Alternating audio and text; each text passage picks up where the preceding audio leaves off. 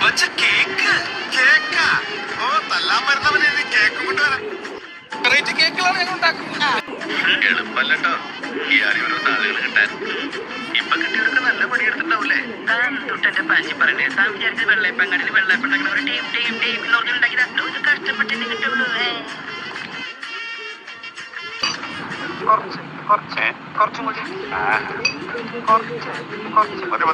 കുറച്ചും കൂടി മതിയല്ലോ.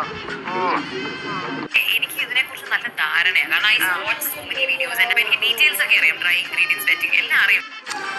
അറിയില്ല.